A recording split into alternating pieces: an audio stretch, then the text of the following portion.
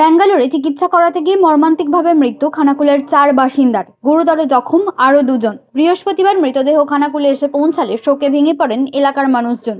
ঘটনাস্থলে পৌঁছে পরিবারগুলির পাশে থাকার আশ্বাস দেন খানাকুলের বিধায়ক সুশান্ত ঘোষ। জানা গেছে, খানাকুলের রাধাকৃষ্ণপুরের বাসিন্দা ব্রজ দলুই দীর্ঘদিন ধরেই লিভারের সমস্যায় ভুগছিলেন। তার চিকিৎসার জন্য গীতা চক্রবর্তী নামে এক মহিলা তাকে অ্যাম্বুলেন্সে করে ব্যাঙ্গালোরে নিয়ে যাচ্ছিলেন। তিনি রোগীদের বাইরে চিকিৎসার জন্য ব্যবস্থা করে থাকেন। সঙ্গে ছিলেন ব্রজ দলুইয়ের স্ত্রী টগরী দলুই এবং দাদা যতীন দলুই। এছাড়াও ছিলেন 2 চালক রিতেশ পণ্ডিত ও রাকেশ পণ্ডিত। জানা গেছে, সোমবার ভোরের দিকে অন্ধ্রপ্রদেশের তিরুপতি মন্দিরের কাছে দাঁড়িয়ে থাকা একটি লরির পিছনে অ্যাম্বুলেন্সটি ধাক্কা মারে। এর ফলে ঘটনাস্থলেই মৃত্যু হয় ব্রজ দলুই, তাঁর দাদা যতীন দলুই, গীতা চক্রবর্তী এবং এক চালক রিতেশ পণ্ডিতের। গুরুতর জখম অবস্থায় চিকিৎসা চলছে টগরী দলুই এবং আর এক চালক রাকেশ পণ্ডিতের। উল্লেখ্য, আর্থিক সমস্যার কারণে ব্যাঙ্গালোর থেকে তারা মৃতদেহ আনতে পারছিলেন না, আর তা জানতে পেরেই তাদের পাশে দাঁড়ান বিধায়ক সুশান্ত ঘোষ। মূলত তাঁরই আর্থিক সহায়তায় এদিন মৃতদেহগুলি এসে পৌঁছায়। পাশাপাশি এলাকার মানুষও সহায়তার হাত বাড়িয়ে দেন।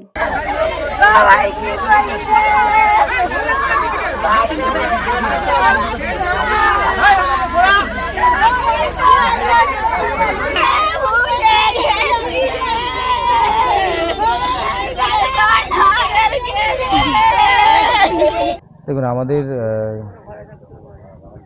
লড়াকু কার্যকর্তা ব্রজ দলুই, যেটা রাজহাটি 1 নম্বর অঞ্চলের রাধাকৃষ্ণপুরে বাড়ি, ওনার দীর্ঘদিন ধরে অসুস্থ ছিলেন। অসুস্থ থাকার পর হঠাৎ করেই ঠিক করেছিলেন পরিবারের লোকজন, ওরা ভেলোরে নিয়ে যাবে চিকিৎসার জন্য, উন্নত মানের চিকিৎসার জন্য। কিন্তু যাওয়ার সময় রাস্তায় এক পথ দুর্ঘটনা ঘটে। ড্রাইভার ঘুমিয়ে পড়ে গভীর রাত্রে, আর একটা লরির পিছনে গিয়ে ধাক্কা মারে। তো সেখানে 4 জন স্পট ডেড। ড্রাইভার খানাকুলে বাড়ি ওনার, একটা মহিলা ছিলেন নন্দনপুরে বাড়ি, ভোজদা আর ওনার দাদা, 4 জনই স্পট ডেড। তো ভোজদার স্ত্রী, উনিও মৃত্যুর সঙ্গে পাঞ্জা লড়ছেন, আইসিইউতে ভর্তি আছেন, খুবই খারাপ অবস্থায়। তো আজকে বডি এলাম, নিয়ে আসতে পারছিল না, খুবই সমস্যা হচ্ছিল, কারণ আর্থিকভাবে দুর্বল। যতটা পেরেছি সহযোগিতা তো করতেই হবে, আমরা করেছি। বাকি পরিবারটা একদম কেউ আর নেই, 2 বাচ্চা শিশু রয়েছে। তো তাদের যাতে পড়াশোনা বাকি দিকগুলো সমস্যা না হয়, সেদিকগুলো আমি দেখবো সবটাই। খুবই খারাপ লাগছে, মর্মান্তিক দুর্ঘটনা। বৌদি দীর্ঘদিন বাইরে পেশেন্ট নিয়ে যায়, ট্রিটমেন্ট করাতে গিয়ে গাড়ি ভাড়া ফাড়ি ভাড়া এসব পেশেন্টের লোকই বিয়ার করে, খাওয়া ফাওয়া যেগুলো লাগে এবং পারিশ্রমিক পায়। সেই অনুযায়ী এই পেশেন্টকে নিয়ে গেছিল, ক্রিটিক্যাল প্রবলেম, ব্যাঙ্গালোর নিয়ে যাচ্ছিলো। তা ওরা একটি অ্যাম্বুলেন্স যায়, যেতে যেতে পথেতে একটি লরি দাঁড়িয়ে থাকে, সেটা তিরুপতির আগে। লরিতে গিয়ে ওই ভোর 3:30টার সময় ওই লরির সঙ্গে ঢুকে যায় গাড়িটা। কদিন আগে? ওটা গত সোমবার দিন ভোরে হয়েছে। সোমবার ভোরেতে ওটা হয়েছে। আমরা খবর পাই, থানা থেকে খবর দেয়, ওখানে থানা ডকুমেন্টস পেয়ে থানায় যাই। থানায় বললো যে আমাদের কাছে এখনও কোনো মেল পাঠায়নি। তা ওখানের একজন যে ছিলেন, উনি বললেন যে আমার ওখানে যে পরিচিতি আছে, লোকেশান ট্র্যাক করে দেখছি, বলতে পেয়েছিলেন। কিন্তু এখন খাবার দাবার খাচ্ছেন, বললে আমি আধ ঘন্টা পর দেখাচ্ছি। উনি যে হসপিটালে দেখালেন যে 2 জন সুস্থ আছে, সুস্থ মানে উন্ডেড, কিন্তু মোটামুটি আছে। ড্রাইভারটা, আরেকজন ড্রাইভারটা 2 ভাই গেছিলো, ছোটো ভাই মারা গেছে, বড় ভাই সামান্য চোট লেগেছে, সামনের দিকে বলেছিল। একটা অ্যাম্বুলেন্সে 2 ড্রাইভার ছিল।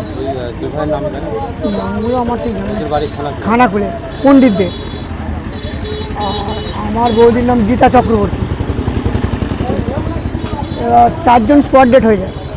তার মধ্যে আমার বৌদি আছে, একটা ড্রাইভার আছে, আর পেশেন্ট পার্টি তার বর্দা ব্রজ দলুই। ওনার লিভারের সমস্যা থেকে মাংস বড় হয়ে যায়। এখানে অনেক ডাক্তারপত্র দেখানোর পরে কোথায় দেখাতে যাচ্ছিল? তিরুপতি না ব্যাঙ্গালোরে দেখা যাচ্ছিল কোনো জায়গাতে। তিরুপতির কাছে অ্যাক্সিডেন্টটা হয়, ঘটনাস্থলে 4 জন স্পট ডেড হয়ে যায়। আর ওনার বজরদলু যে বলছেন যে মারা গেছে, ওনার দাদা মারা গেছে। হ্যাঁ, ওনার দাদা আর পেশেন্ট। ওনার দাদার নাম কি?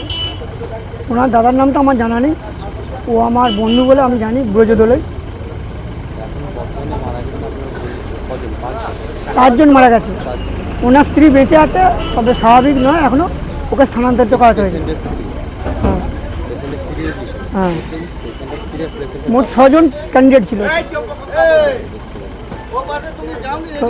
6 জন ক্যান্ডিডেট ছিল, বুঝতে পেরেছেন? ওখান থেকে নিয়ে আসবো কি করে? এখান থেকে নিয়ে সব ব্যবস্থা করা আছে, চুপ।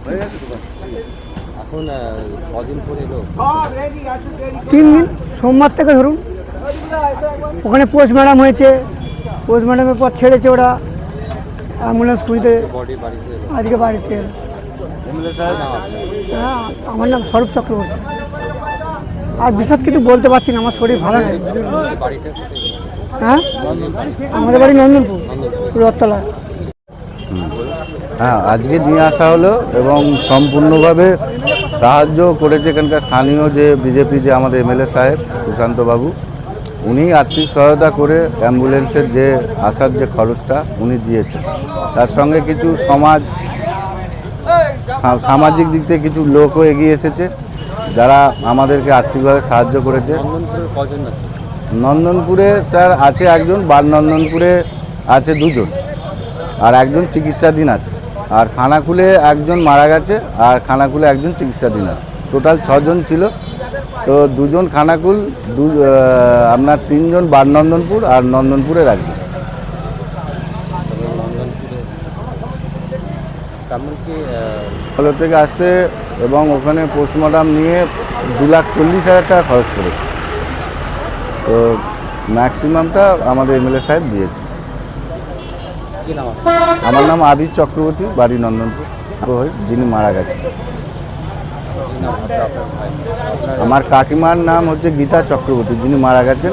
চিকিৎসার জন্য গিয়েছিলেন উনি ওখানে ব্যাঙ্গালোরে, তো যাওয়ার সময় থেকে নাম অত্যাধুনিক সুসজ্জিত লজ সানা লজ আরামবাগের চন্দ্রবান হাই স্কুল ও পুরসুরার দিগুড়িঘাটের মধ্যবর্তী লঘু চকের মনোরম প্রাকৃতিক পরিবেশে গড়ে উঠেছে এই অনন্য ঠিকানা।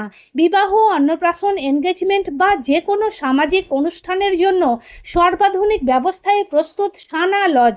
রয়েছে পর্যাপ্ত গাড়ি পার্কিং সহ আধুনিক সব পরিষেবা, সবই আপনার সাধ্যের মধ্যে। আজই বুকিং করুন আপনার স্বপ্নের অনুষ্ঠানের জন্য আপনারই পছন্দের ঠিকানায়। সানা লজ, দিগুড়িঘাট ও চন্দ্রবান হাই স্কুলের সন্নিকটে লঘু চকে। যোগাযোগ শাহনওয়াজ মোল্লা। Mobile number 9734754516, 9641092406।